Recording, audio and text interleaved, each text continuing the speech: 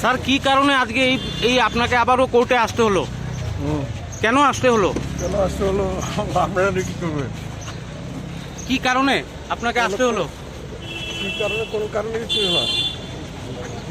আমাদের তো কোর্টে ডাকা হয়েছে, আজকে চার্জ ছিল, আমরা আগেই জামিন হয়েছি, আবার ডেকেছে আজকে। আমাদেরকে জিজ্ঞাসা করেছে আপনাদের বিরুদ্ধে অভিযোগ, আপনারা নিয়ম ভঙ্গ করেছেন, আইন ভঙ্গ করেছেন, এটা ঠিক কিনা। আমরা কিন্তু অভিযোগ সত্য না, অভিযোগ সত্য নয় কিন্তু আমরা বলে দিয়েছি। তখন গিয়ে একটা নেক্সট ডেট দিয়েছে, ঠিক আছে আপনারা যান, এইটুকুই, আর অন্য কোনো কথাবার্তা হয়নি। আজকে কোর্টে কে কে এসছেন আপনারা? ওটা 8 জন ছিল। কে কে? অভিজ্ঞ মেম্বার মানিক সরকার, বাদল চৌধুরী, তারপরে আমি ছিলাম, শঙ্কর দত্ত, পবিত্র কর, রমা দাস, কৃষ্ণরক্ষিত, মধুসূদন দাস, 8 জন। Thank you.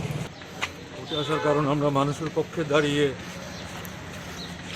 সরকারের জনবিরোধী ভূমিকার বিরুদ্ধে কোভিড পরিস্থিতিতে এবং অর্থনৈতিক অবস্থার যে সংকটজনক পরিস্থিতি, তার বিরুদ্ধে আন্দোলন করতে গেছি। তার জন্য তারা আমাদের বিরুদ্ধে মামলা সাজিয়ে নিয়ে এসছে। কোর্ট আজকে কি বলেছে স্যার?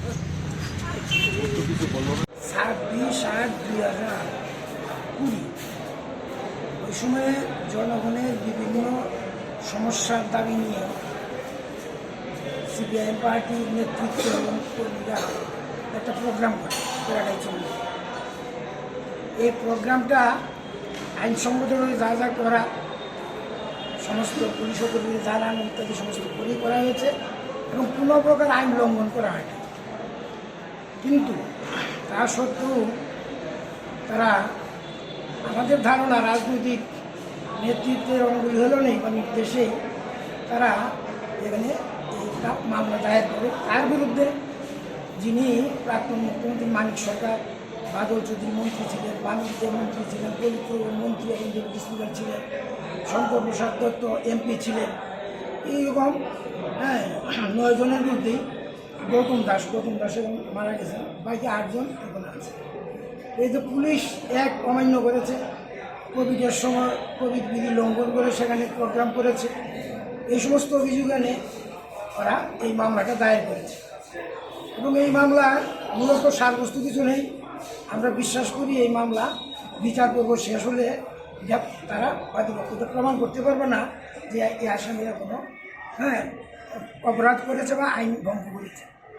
আজকে যেটা ছিল, এই আজকের মোকদ্দমা ছিল চার্জের জন্য।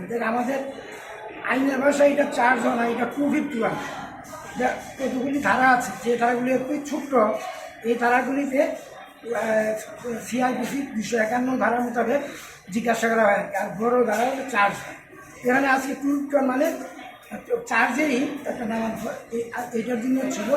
তো আজকে চার্জ গঠন হয়েছে, ওদের জিজ্ঞেস করেছে যে আপনার যদি এই অভিযোগ আছে, আমরা সবাই বলছি যে আমরা নির্দোষ, আমরা কোনো অপরাধ করি নাই।